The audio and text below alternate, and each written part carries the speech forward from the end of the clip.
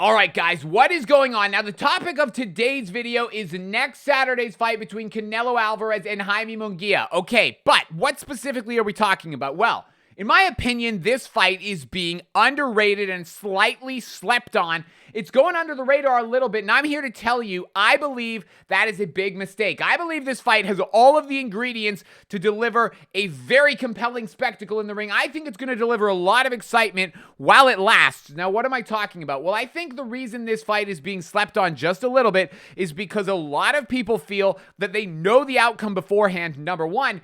And number two, I feel like a lot of people wanted the David Benavidez fight in particular, but if not that one, Canelo Alvarez against Terrence Crawford.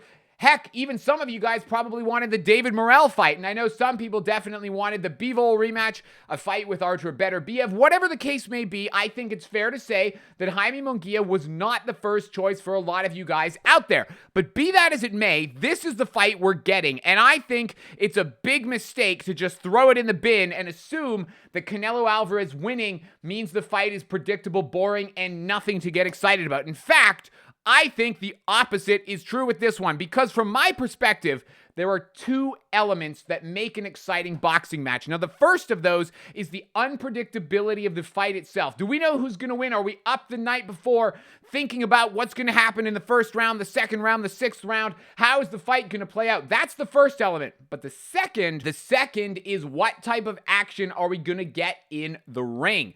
Because unpredictability of outcome does not necessarily equal excitement and action and a memorable fight in the ring.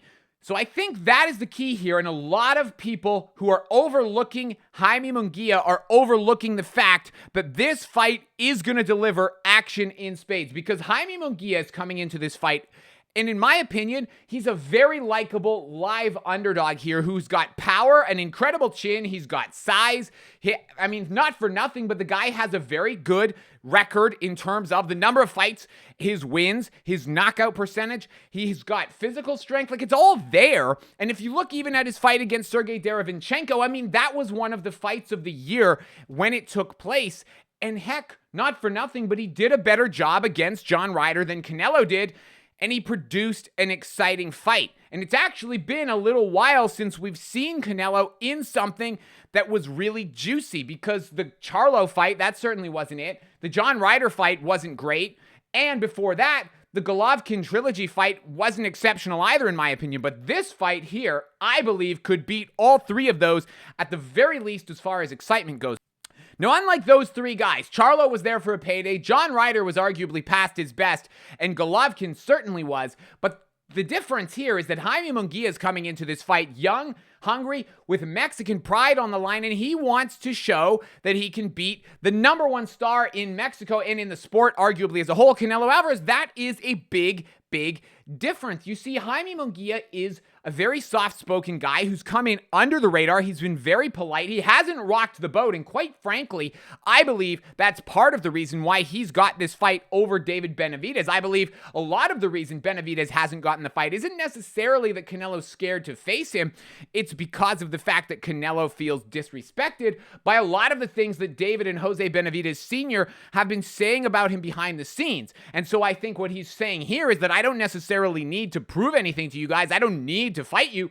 So instead, the opportunity has gone to Jaime Munguia, but Jaime himself has been a very likable, down-to-earth underdog fighter from Tijuana, Mexico, that a lot of people wouldn't have pegged to get to this stage in his career. But be that as it may, he's coming in here training under Freddie Roach, one of the best trainers out there still to this day. And believe me, he showed improvements in the John Ryder fight. He was fighting more on his front foot. Yes, he needs to use his jab more.